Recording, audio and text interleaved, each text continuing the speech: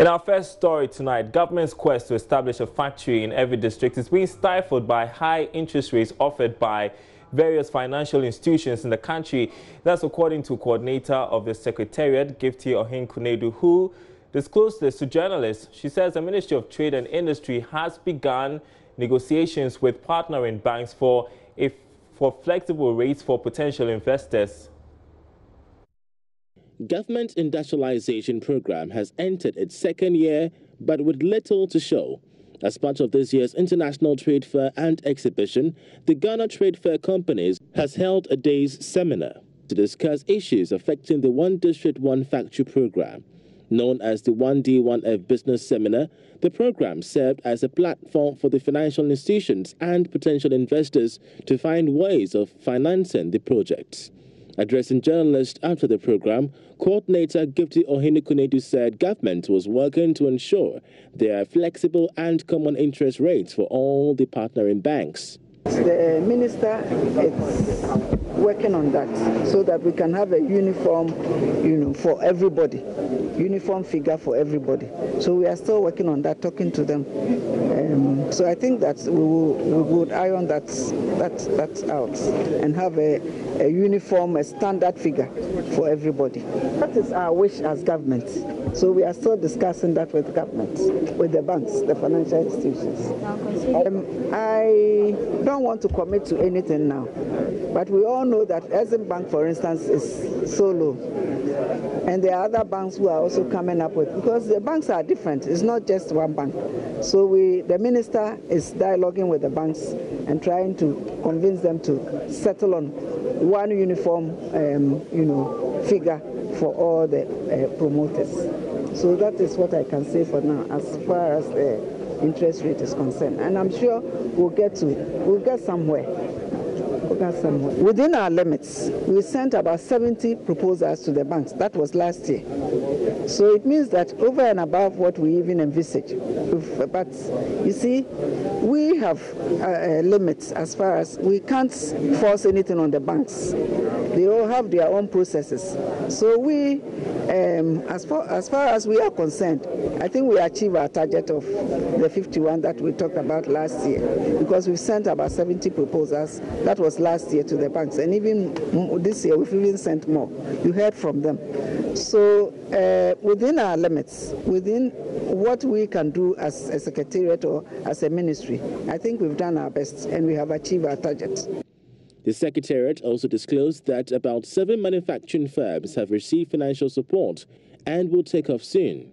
I can talk about 7 now, because he talked about one. Just I heard about him talking about one that has been approved now. So I can talk about 7. We have a Kumfi, we have Atebu Buamante, we have Adaklupetu, we have Begro Asikes, we have others. So I can confidently talk about 7. 7 proposals. The 1D1F seminar is part of initiatives by the Trade Fair Company to support government industrialization program. Now, the Ghana Free Zones Authority is embarking on new reforms to ensure a competitive market for free zone enterprises. According to the CEO of the Free Zones Authority, Michael Otribefi, the reforms, which include the establishment of a business center TEMA, will, among other things, expand operations of the authority and also help deepen investment drive in the sector. Michael Otribefi was speaking at the Free Zones Authority's CEOs Forum in Accra. The CEOs Forum by the Ghana Free Zones Authority is to help address some challenges at the Free Zones Authority. It brought together enterprises in the Eastern, Greater Accra and Volta regions to deliberate on best ways to make doing business at the various Free Zones enclave competitive. Chief Executive Officer of the authority, Michael Otribefi, says the authority will this year be embarking on several reform projects. These include the setting up of a portal to bring all businesses along the various enclaves together for business-to-business encounters. According to him, the construction of a business center at TEMA will help expand operations of the authority and deepen investment drive into the sector. A research and BD unit has also been created to do market intelligence and also to search for new markets for companies that wish to venture into new markets and not rely on traditional markets. What we have realized is that over the years, most companies have relied solely on your traditional markets. So this new department has come to try to identify new markets to help you grow your business. The unit will also be responsible for reviewing proposals for new businesses and expansion by existing free zones enterprises. To enable the unit to have some insight into what the Ghana Free Zones Authority can do to assist you, they are conducting research, and questionnaires have been distributed to some free zones enterprises. I will employ you to assist us in filling out the questionnaires to enable us come up with policies and strategies that will be beneficial to your operations as a free zones enterprise. On his part, a Deputy Minister of Trade, Carlos Ahenkra, reaffirmed government resolve to refurbish the Free Zones enclave with state-of-the-art infrastructure. He assured that issues with security will be critically addressed before the end of the year. We need to shape up our enclave a little bit because you seem to have one or two deficiencies here and there. I agree. But for your information, the Free Zones Board is going to embark upon a massive facelift of the enclave. We are going to reconstruct the walls that are broken. We are going to put up roads where there are no roads. We're going to ensure that the security of the area is very safe, especially now that we're hearing a whole lot of things. We even intend to put up a police station within the enclave itself, and so on and so forth. So I want to allay your fears and let you understand that the ministry, with the able execution of the Free Zones Board itself, it's very much aware of the deficiencies that are worrying our enclave, and we are going to make sure that we do something about it. The conference was under the theme Resolving Challenges for Business Growth in Ghana. In other news tonight, crypto analyst Richard Odame has challenged the Bank of Ghana to review its position on the use of cryptocurrencies in the country. This follows what appears to be an endorsement of the virtual currencies by President of Group Indum, Dr. Papa Kwesi Indum. He indicated yesterday that his multinational holding company would spearhead a cryptocurrency revolution because of the potential benefits for the country. We at Group Indum are working also to make sure that with due diligence, I want to stress the point, with due diligence, we are going to make sure that the cryptocurrency revolution that is going on doesn't pass us by. We in Ghana, it will not pass us by, because we are doing whatever it is that we need to do to make sure that if there's something good there, that we grab our share of it and make Ghana become a place that this product flourishes for the benefit of Ghanaians. And that was Dr. Papa Kwesi Indum there. Joining me in studio is crypto analyst Richard Odame with some more perspective to this story. So how does it come to you that the president of a multinational holding company, Dr. Papa Kwesi Indum, very respectable man, says we have to spearhead this revolution? Right, thank you very much. So it is a very refreshing news because it re-establishes the fact that a lot of empirical work has been done, because definitely for a president for a multinational company like Group Indum will definitely come out if he knows that what he's saying is right and he got his stuff. And it's a clear indication that it's a big endorsement in the cryptocurrency space, not only in our local jurisdiction, but on a global scale. And definitely it also puts our regulators in a position for them to hasten policies that would help regulate the industry in Ghana. What does this mean for propagators like you that the president of Group Indum is saying this? Because there's been a lot of negativity surrounding the usage of cryptocurrencies. Right. So definitely, I think, I mean, we always say that, it's close to impossible for a government or for a nation to stop cryptocurrency and blockchain technology. The only thing we can do is to embrace it. So for people like myself, or people who are cryptocurrency enthusiasts, and we believe that is the future, we believe that it is something that supports our agenda to create a new world, because it's a disruption that we cannot run away from. And unfortunately, in our part of the world, we don't embrace opportunities. We rather jump upon challenges when it comes up. So it's a great opportunity. But there are still issues to be fixed. I mean, people have raised concerns, for instance, about how secure cryptocurrencies are. They have a point, don't they? Well, they do. Definitely, I mean, it's an innovation, it's a new technology. We expect that there'll be some flaws at one point or the other. And definitely that is why we know that the more regulations are in, some of these loopholes will be addressed, because people will not be able to take advantage of individuals loosely on the market. So that is why we call for regulations and stricter regulations as well. So you think that the central bank should review its position on the usage of cryptocurrencies? Is one the public?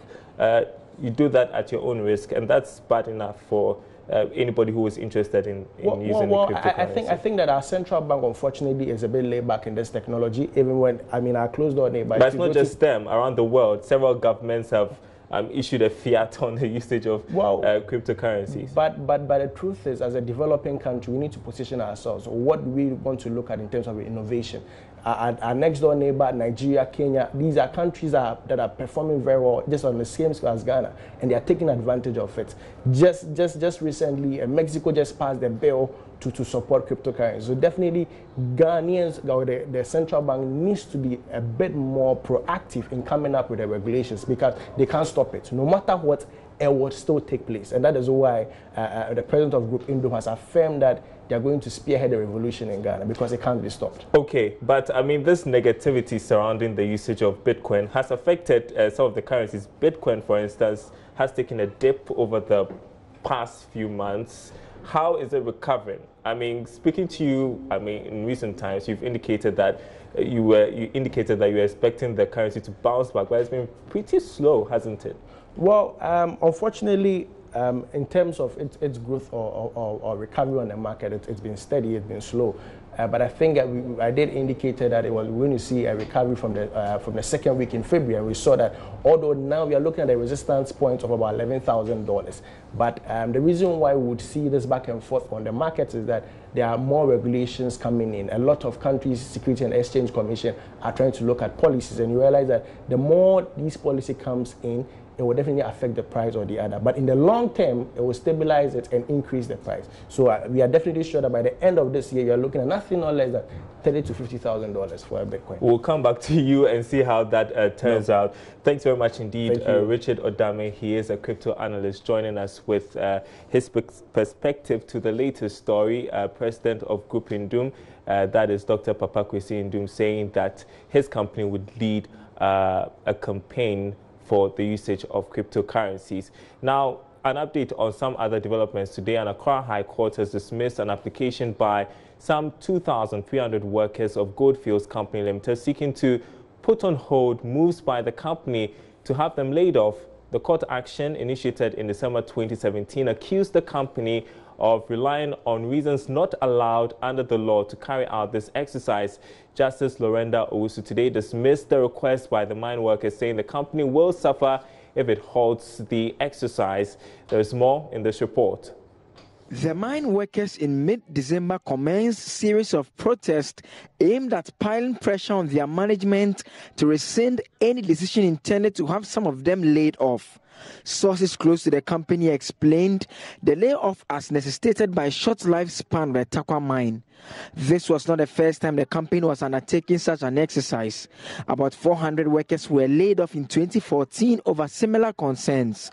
A petition was handed to Parliament's Mines and Energy Committee by the agitated workers when they received letters informing them of the management's decision. They argued in court the reasons for the retrenchment was not allowed under the law. Goldfields Company's legal team disagreed. The judge, Justice Lorenda Owusu, ruling on the interim application, said the company stands to lose more if she granted the request. She said no harm will be suffered by the company since the court can always order for compensation to be paid if need be. This leaves the substantive matter on whether the layoff is legal or not before the court.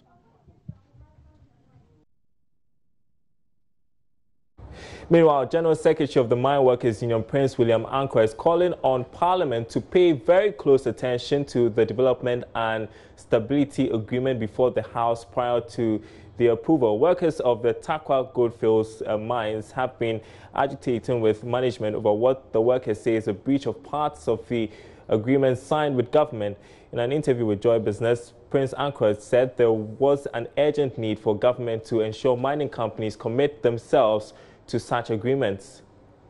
In question that Parliament is yet to ratify, it needs a deeper interrogation, a deeper conversation, without being short-termist, without being inward-looking, so that in the end we can avoid the mistakes of the past. It's not auto-tune in any case. It's the law, the Mine Mineral Act so permit it. So it's something worth doing. The extent that you do it and go to sleep is what matters. For instance, Goldfields had a deal with all the good stuff in the government will scale down on taxes, import taxes, a whole lot of concessional arrangement. This excludes the capital allowance that they've got already. And there's a clause in there that Goldfields will create 10% job in perpetuity. What are we hearing?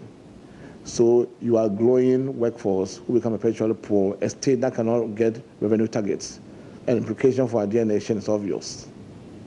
So we are saying that, look, if you promise to create permanent jobs, you tell our nation, our honorable parliament, did approve of it, then you end up doing the opposite. All because there's no any mechanism to monitor. So we think that these are the pitfalls that has been addressed. I mean, Parliament did a good job. Maybe it might have escaped them. So we asked them that let's go back to the drawing board and fix this so that we don't make those mistakes anymore. Aviation now and less congestion is expected at the nation's international airport as the ultra-modern Terminal 3 nears completion. The project will enable some international airlines to increase their frequencies into Accra while attracting new flights into the country. The airport expansion supports the country's ambition to upgrade and transform the airport into a gateway for West Africa, as well as make it a regional aviation hub. Now, country manager for KLM Air France has called for more investments in domestic carriers to be able to effectively connect their international passengers to other parts of the country. The new terminal, when completed, will have capacity to process 1,250 passengers at peak hours and is expected to handle up to 5 million passengers a year. The terminal will also feature a large retail and commercial area, 3 business lounge, 7 air bridges, expandable to 8, and a parking space with a capacity to handle more than 700 cars. It will also be equipped with a fully automated baggage handling system designed to handle 3,500 bags an hour. According to some airline operators, the new terminal will go a long way to ease the current challenge of congestion at the airport. Me as an airline, I have much more room to maneuver. I can deliver a much better service to my passenger. Those buses I spoke about will not be necessary because now you go via the gate, you go directly into the aircraft. So the service I can deliver is much better. At this moment, due to congestion, only 3 out of 10 aircrafts are leaving in time. Now that is mainly because immigration cannot handle it, because there are simply too many passengers at a certain time, and the check-in, it is congested, and the new terminal, it will open up, so the service towards the passenger will be much better. Now, I think if that is the case, more airlines start looking at Ghana. Country manager for KLM Air France further urged investments in domestic carriers to increase passenger numbers and take advantage of the modern facilities at the airport. What we're also missing, but has been discussed also, you need a hub-and-spoke system. The hub is Accra, and the spokes is what you're scooping up out of the region. Out of Lomé, out of Koninklijke, out of Ouagadougou. You need a feeder system into Accra, and then the big airlines, British Airways, and Air France, and KLM, and in Brussels, they can carry the passengers to longer stretches to the US or to Europe. Now, I think a home-based carrier is one of the options who can start feedering from the region into Accra. And also mentioned by the minister is, if you look at the domestic services inside Accra, with only AWA operating, we need a little bit more. And I think that is the solution, because The current amount of passengers, if you look at the new terminal, that is ×4. The capacity of the new terminal is 4 times bigger than the existing terminals. Now I can tell you, the existing airlines operating into Ghana cannot grow 4 times more passengers. You need new airlines. Meanwhile, Deputy Minister for Aviation Kwabena Otreda-Kumensa, in an interview earlier, outlined plans in place to cut more passenger traffic to the Kotoka International Airport. Currently, we are looking at charters, and very soon we'll be publishing our position on that charter system we want to bring into Ghana to be able to drive more passengers through our airport for tourism in Ghana. We are also looking at implementing a lot of the policies underpinning the Yamoussoukro decision, and in doing so, offering more freedoms, some airlines to be able to operate more passenger services through our airport. We also plan to use the business environment in Ghana, as it improves, naturally affect the airline operations, and therefore we want to be able to encourage the government to put in other measures that will make it friendly for airlines to operate through our airports. Sheila Tamaklu for Joy Business. In other news tonight, prices of some staples on the market like maize have witnessed a significant increase in just 1 month. Now, latest report by commodity research and technology firm Isoko showed these significant increases were recorded among key markets in the country. Here's a Business Desk report. Report looks at the spot price of these commodities like maize, cassava, millet, rice, both local and imported, yam, and groundnut on monthly basis. A careful look at wholesale prices of these commodities reveal that most of them have witnessed significant increase from January to last month. For instance, maize over the past month went up by more than 7% to 179 cedis per 100 kilo bag. The development could impact negatively on the cost of living, especially when maize plays a significant role in most of our local dishes, and how, if this trend continues, could result in reduction in quantity or possible price increases in the same food purchased from last month. Meanwhile, Isoko says the development calls for some policy shifts to ensure that prices are fairly stable outside the harvest season. Content manager of Isoko Ghana, Francis Dansue J, explained on the marketplace. You realize that we have periods where we produce and then periods where no production actually takes place, and we depend on the stored ones for us to feed ourselves with. And so that is how come in around some periods we have the prices moving up, and then around some periods we have the prices being fairly stable or coming down. So this is one of such periods, January, February. Yes. And what exactly caused, is a shortage or the price? So when we produce, we store some, and we believe and also have trained farmers to be rational and business in their thinking. And so when they harvest, within the periods where they harvest, July, August, September, November, December, January, the prices are quite low, and so they tend to store some of the commodities. Government also last year introduced a policy where the buffer stock also went in to mop up some of the excesses that were in the system, and they will release when prices begin to go up to stabilize the prices that we have. For this year, what is happening is that the buffer stock is rather giving the commodity, channeling it into the school feeding, and so we don't have the. And well, as we conclude tonight, let's bring you our interview of the day. The Ghana Revenue Authority is explaining that the transition period granted manufacturers and suppliers for the implementation of the excise tax stamp policies should not be mistaken for an amnesty, and according to the GRA, operators have up till the end of June this year to get the stamps affixed on the affected products without any cost to the companies. Let's hear from the programs manager of the excise stamp policy, Kwabena Pell. Again, let me clarify. The transitional period within which anybody could have sold the products without the stamps has elapsed. In fact, it ended or it expired on the 28th of February 2018. And that is why yesterday, that is the 1st of March, we hit town. We went to town. That was an enforcement. But just that we fell short of seizing products. And we told them that the next time we come without the stamps, and we see products without the stamps, we will seize them. As I said, the supply of the stamps for free should not be confused with the obligation to affix the stamps. The obligation to affix the stamps is still in force from the 1st of March 2018. Just that if you come for the stamps, we will not sell the stamps to you until the end of June. That is the point.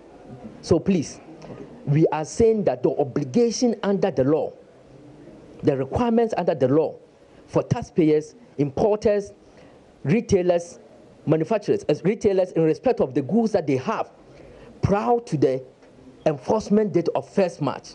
1st March. And then 1st,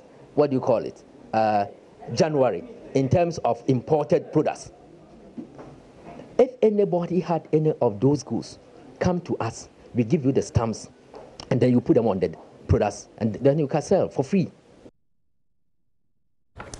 And that's it for our program tonight. Thanks for watching. We are back next week with more Business Live. My name is Darryl Kwao.